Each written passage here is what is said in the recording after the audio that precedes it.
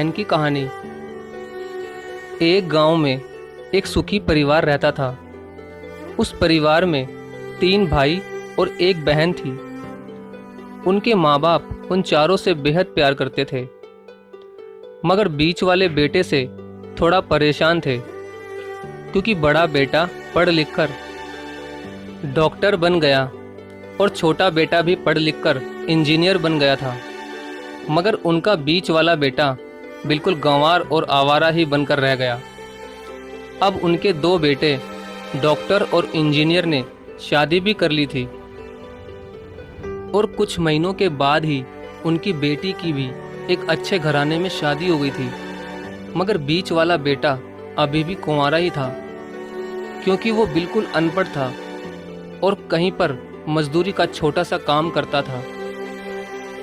इसलिए उसे शादी के लिए कोई भी लड़की नहीं मिल रही थी, और उसके माँ बाप उससे बहुत परेशान हो चुके थे।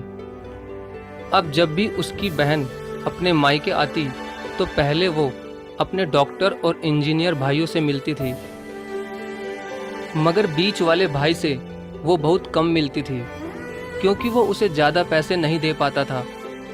लेकिन फिर भी वो अपनी बहन से बहुत प्यार करता था। अब उनके पिताजी की बीच वाले बेटे की शादी किए बिना ही मृत्यु हो गई।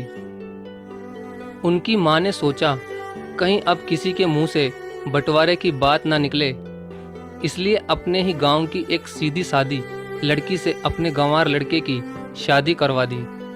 शादी होते ही ना जाने क्या हुआ। अब उसका अनपढ़ बेटा पूरा मन लगाकर काम करने लगा और पहले से कहीं ज़्यादा मेहनत भी करने लगा।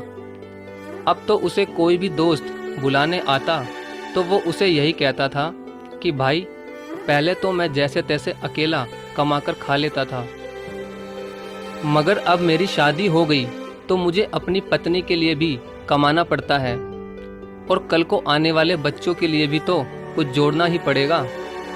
इसलिए दोस्त, अब मैं तेरे साथ नहीं घूम सकता। ये कहकर उसका गंवार लड़का सीधा अपने काम पर निकल जाता है। अब उसके दोनों भाई डॉक्टर और इंजीनियर आपस में ये बात करते हैं कि हम दोनों तो उस गंवार से कहीं ज़्यादा पैसे कमाते हैं, इसलिए हम सब घर और ज़मीन का बंटवारा कर लेते हैं और उस गंवार से अलग हो जाते हैं, क्योंकि अब वो हमारे बराबर कभी भी नहीं कमा सकता।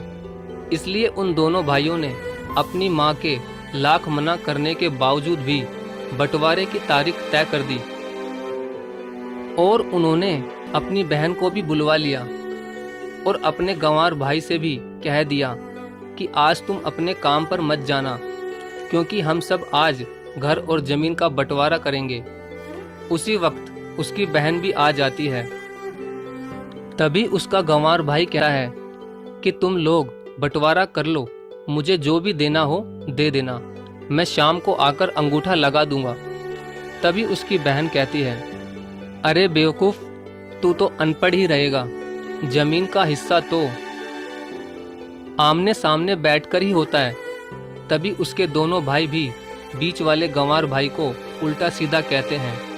तब उसकी माँ भी उसे कहती है कि बेटा, आज तू काम पर मत जा, बंटवारा तेरे सामने ही होगा तो ही अच्छा है। उसी वक्त वकील भी आ जाता है। तभी वकील कहता है कि आपका सारा हिस्सा मिलाकर 10 बीघा ज़मीन है और आपका घर है। अब ये बताओ कि किसको कितना हिस्सा देना है, मैं उसी हिसाब से बंटवारे के कागज़ बना दूंगा। उसी वक्त उनका गंवार भाई कहता है कि वकील साहब, 5-5 बीघा मेरे दोनों भाइयों के नाम लिख दो, और ये जो हमारा मकान है ये मेरी प्यारी बहन के नाम कर दो। तभी उनके दोनों भाई और बहन पूछते हैं कि और तू हिस्से में क्या लेगा। तभी उनका गंवार भाई कहता है कि मेरे हिस्से में मेरी प्यारी माँ है ना। और तभी वो अपनी पत्नी की तरफ मुस्कुराते हुए कहता है कि क्यों मेरी प्यारी पत्नी, क्या मैंने गलत कहा क्या? उस गंवार की पत्नी अपनी सास से लिपटकर कहती है कि माँ से बड़ी वसीयत क्या होगी मेरे लिए। और उसी वक्त उसका गंवार पति भी अपनी माँ से लिपट जाता है। गंवार बेटे बहू के इसी प्यार ने जमीन जायदाद के बंटवारे को एक सन्नाटे में बदल दिया। तभी बहन अपने गंवार भाई के गले लगकर रोते हुए कहती है कि माफ़ कर दो भैया, मैं आपको समझ नहीं सकी। तभी उसका भाई कहता है कि मेरी प्यारी बहन, इस घर में जितना अधिकार हमारा है उतना ही अधिकार तेरा भी है। और रही बात बंटवारे की, तो बंटवारा नहीं करने से हमारा जीवन रुक तो नहीं जाएगा। क्यों करते हैं हम बंटवारा? क्या हम एक साथ मिलकर नहीं रह सकते, जैसे हम बचपन में मिलकर रहते थे? एक साथ मिलकर रहने को ही तो कहते हैं एक अच्छा परिवार, और उस अच्छे परिवार को संभालती है एक माँ। तभी उसके दोनों भाई भी बहुत शर्मिंदा होते हैं और वो बंटवारे के सभी कागज फाड़कर फेंक देते हैं। और उस